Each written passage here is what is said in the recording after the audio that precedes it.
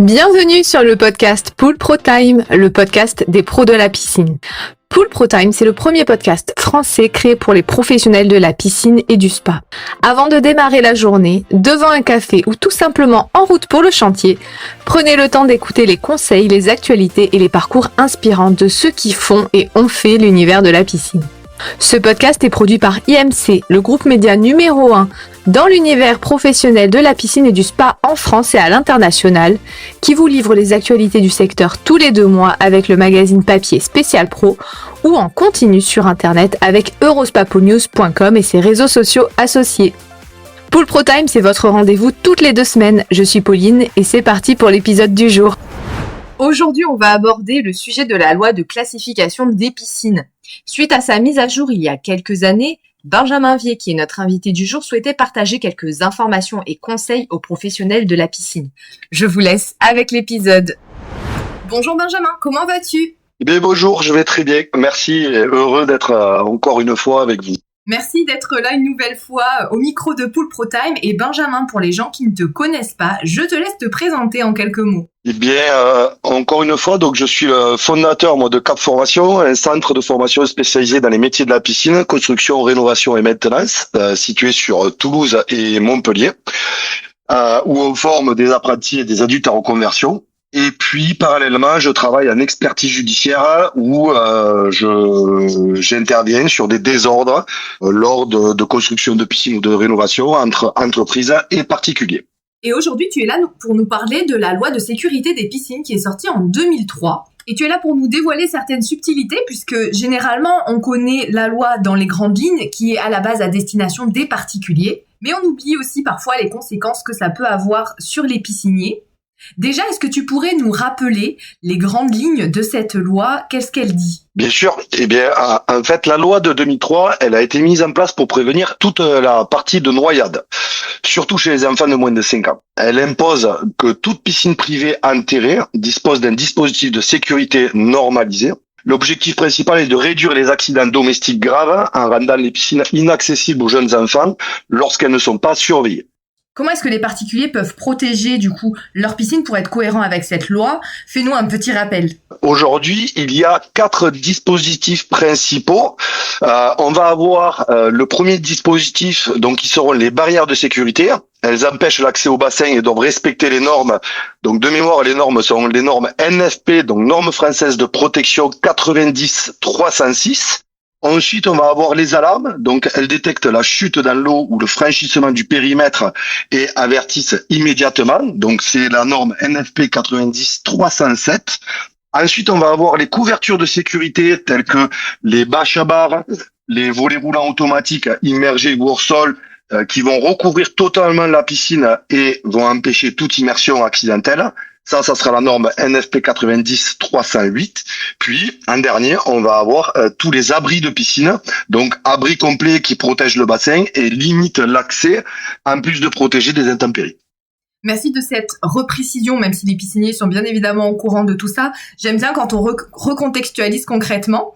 Et donc, quand il y a une conception, une construction de piscine, comment est-ce que les pisciniers font appliquer cette loi pour les particuliers ? Eh bien, pour toute nouvelle construction, le piscinier a l'obligation de rappeler la loi dans son devis et de proposer un équipement de sécurité aux normes. Une alarme, une barrière. Le client ensuite a 2 choix. Soit accepter l'offre du piscinier et donc bien l'installation de la norme de sécurité se fera. Soit la refuser. Par contre, indiquant bien que il prendra la responsabilité de lui-même se mettre en sécurité. Dans tous les cas, le devis doit inclure quand même une mention précisant que le client il s'engage à installer le dispositif de sécurité, que ce soit par le piscinier ou par ses propres moyens. L'idéal, c'est bien sûr de conserver toujours des documents contractuels, notamment dans le devis, pour justement éviter des responsabilités qui seraient engagées envers le piscinier.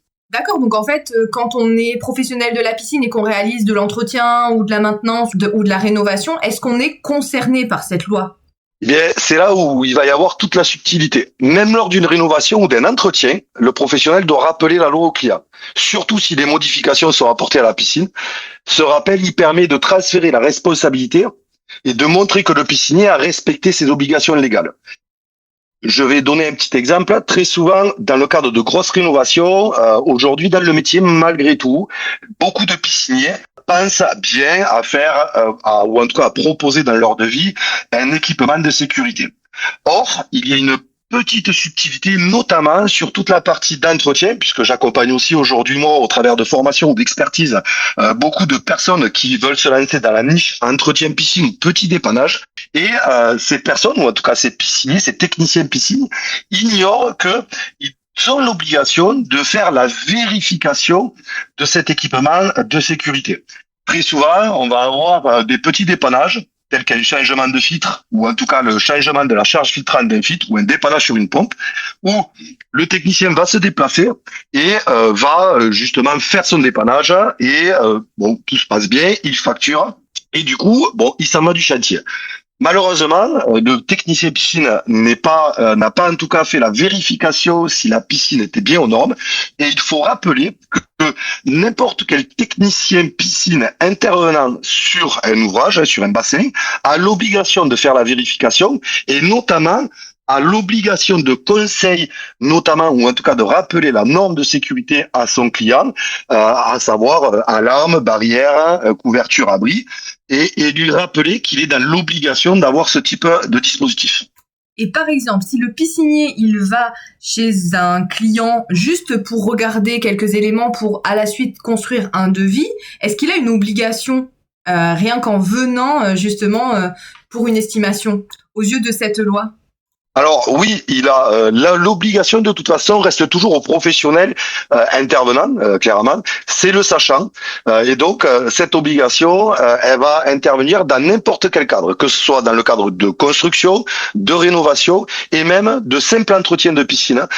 Il faut juste comprendre que si demain un technicien intervient et qui ne voit pas que la piscine n'était pas aux normes de sécurité et qu'il y a un accident ou un incident derrière, eh bien, il faut savoir que la responsabilité du piscinier peut être engagée sur des problématiques de sécurité. Ah bon, mais même s'il vient juste pour visiter, pour faire une estimation de devis, même s'il ne touche à rien? De la même façon, en fait, à partir du moment où le technicien va faire un devis, de toute façon, il aura exactement la même obligation. L'obligation de conseil, de toute façon, elle est généralisée dans le cas d'intervention. Il faut pas oublier qu'aujourd'hui, la piscine est un milieu où on a de multi-compétences et où effectivement, on a de plus en plus, nous, en tant que professionnels piscine, des responsabilités. Il faut pas oublier que c'est une loi, hein, c'est au-delà d'être une norme, c'est bien sûr une loi sécurité, et donc c'est une loi qui oblige tout propriétaire de piscine à se mettre dans les normes, et elle indique aussi que le technicien, ou en tout cas le professionnel piscine, a l'obligation, lui, de rappeler cette loi à son client. D'accord, donc quoi qu'il fasse, le piscinier doit garder à l'esprit qu'il faut qu'il fasse le rappel s'il observe qu'il y a un manquement à la loi sécurité de 2003. Tout à fait, oui. Et concrètement, comment est-ce que le professionnel peut justifier qu'il a bien fait ce rappel ? Eh bien, aujourd'hui, il faut comprendre une chose. Dans nos expertises, nous, en tout cas, juridiquement parlant, il ne va y avoir que les documents contractuels qui vont compter. Malheureusement, beaucoup aujourd'hui pensent que d'avoir un échange verbal avec le client suffit pour protéger, ou en tout cas de le sortir de sa responsabilité. Or, nous, on voit très souvent dans des expertises, notamment des expertises judiciaires, des problématiques de documents contractuels. Il faut savoir que nous, aujourd'hui, lorsqu'on intervient en expertise, si on n'a pas ou très peu de documents contractuels, eh bien, on ne peut pas apporter la preuve que le piscinier a fait cette démarche sur, notamment, une notification que le client doit se mettre dans la sécurité. Donc, il va y avoir plusieurs moyens. Il va y avoir le premier, c'est bien sûr le devis, qui est le premier document d'échange entre le client et le piscinier, document qu'on rappelle qui est contractuel, donc signé entre les parties, où nous pouvons retrouver dessus une mention écrite avec la signature du client, comme quoi il a pris connaissance sur le rappel de la loi de sécurité. Première des choses. Deuxièmement, un document spécifique que les pisciniers peuvent avoir en permanence pour joindre dans leur devis, qui va faire un simple rappel des obligations de sécurité, toujours pareil, à faire signer par le client, comme quoi il en a pris connaissance. Il en prend connaissance, il n'a pas l'obligation de lui vendre un appareil de sécurité, mais en tout cas, il aura fait le rappel. Et troisième document, nous ce qu'on conseille aussi dans nos formations et au travers de certaines expertises, c'est de notifier toujours ça, notamment dans des conditions générales de vente. Très peu de pisciniers en ont aujourd'hui. Et des conditions générales de vente, c'est ce qui va régir l'ensemble du chantier et qui va protéger juridiquement le piscinier envers le client, notamment tout au long de son intervention. Dans ces conditions générales de vente, il peut y avoir une intégration d'une clause rappelant cette loi de sécurité. L'essentiel, c'est que le client signe ce document et qui montre que la responsabilité a été transférée du piscinier vers le client. Est-ce que toi, en tant qu'expert, tu as déjà observé un cas où un piscinier a été justement condamné parce qu'il n'avait pas fait de rappel ? Oui, bien sûr. En fait, en 2021 ou 2022, j'ai été mandaté pour réaliser une expertise donc judiciaire par un tribunal, et on était sur un cas de noyade où il y avait eu un accident dans une piscine privée. Et on était vraiment dans le cadre où malheureusement le piscinier n'était pas intervenu, donc est intervenu pour faire une rénovation ou en tout cas un entretien, mais tout simple, un petit entretien de filtration. De mémoire, il y avait eu un dépannage et le technicien piscine avait oublié et n'avait pas fait en tout cas de vérification que la piscine était bien dans les normes de sécurité et n'avait produit aucun document contractuel rappelant aux clients les lois de sécurité. Il faut savoir que le piscinier a été tenu partiellement ou en tout cas en partie responsable de l'accident parce que la loi n'avait pas été rappelée correctement et la responsabilité civile lui a été en tout cas imputée partiellement. Les conséquences, malgré tout, il faut bien comprendre une chose, c'est que elles sont à la fois financières et malheureusement surtout en tout cas psychologiques. Un préjudice financier, le piscinier va devoir couvrir l'indemnisation du client, incluant un préjudice moral et psychologique. Nous, en tant qu'experts, on va avoir des fois des demandes du magistrat qui va nous indiquer de proposer un préjudice financier, notamment technique. On est des professionnels, en principe, on arrive en tout cas à établir un préjudice technique, on va dire. Le problème, c'est que le préjudice financier et surtout le préjudice moral et psychologique, il faut savoir que nous, en tant qu'experts, on n'est pas des techniciens comme des psychologues, on ne peut pas faire de préjudice là-dessus, ou en tout cas d'annoncer un préjudice financier. Et donc, ça va passer par des psychologues. Et là, le problème, c'est que ce sont des préjudices qui peuvent monter sur des chiffres incroyables, clairement. Et deuxième cas, la conséquence psychologique, parce que être tenu, on va dire, en responsabilité pour un accident qui est malgré nous, clairement. Là, typiquement, c'était un enfant qui était gardé par les grands-parents. Il a ouvert la baie vitrée, il est parti à la piscine. Il n'y avait pas d'équipement de piscine, d'équipement de sécurité, et il est tombé dans l'eau. Là, la conséquence psychologique pour le piscinier, même si on n'a pas réellement de responsabilité directe, ça peut avoir quand même un impact émotionnel quand même grave sur le technicien piscine. Donc, il est vraiment important, en tout cas, de rappeler en tout cas cette loi de sécurité, parce que malheureusement, aujourd'hui, on peut avoir, ou en tout cas, on peut prendre une responsabilité, notamment sur cette obligation de loi de sécurité. C'est vrai que sur le marché, comme tu le disais au début, les propriétaires de piscines ont quand même énormément de choix, donc un rappel est toujours le bienvenu, oui.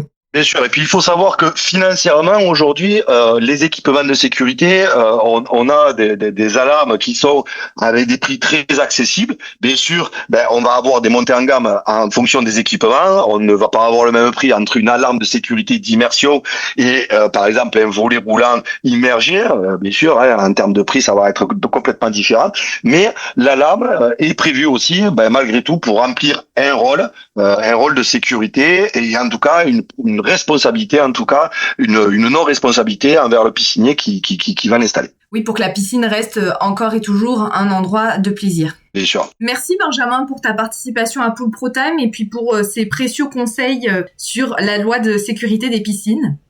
Pour clôturer cet épisode, je vais te laisser le mot de la fin. Eh bien, le dernier mot serait vraiment de dire qu'il ne faut surtout pas prendre à la légère ces documents et rester toujours très rigoureux sur la réglementation ou en tout cas sur cette obligation de loi de sécurité piscine qui n'est pas seulement une obligation légale mais qui est vraiment une responsabilité professionnelle et donc vraiment de rester très rigoureux là-dessus. Merci beaucoup pour tout ce que tu nous as partagé et puis à bientôt. Avec plaisir, à bientôt. Dans les lois ou les mises à jour de lois, il y a toujours des subtilités un peu complexes et qui peuvent vite devenir problématiques en tant que professionnel de la piscine. J'ai bien aimé que Benjamin nous rappelle aujourd'hui quelques spécificités, mais aussi vers qui se tourner en cas de besoin. J'espère que cet épisode vous aura plu autant qu'à moi et je vous dis à très vite. Si vous avez aimé cet épisode, je vous invite à le partager autour de vous, que ce soit auprès de vos collègues et partenaires ou encore sur vos réseaux sociaux. Pour ne manquer aucun épisode de Pool Pro Time, abonnez-vous dès maintenant sur la plateforme d'écoute de podcast que vous utilisez. Vous recevrez une notification dès qu'un épisode sortira. Je compte sur vous pour m'envoyer vos idées, vos envies, vos retours par rapport à cet épisode, mais aussi aux autres. Vous pouvez retrouver les actualités du secteur sur Facebook et LinkedIn, @EurospaPoolNews, mais aussi sur le site eurospapoolnews.com. Hâte de vous retrouver dans le futur épisode. À bientôt!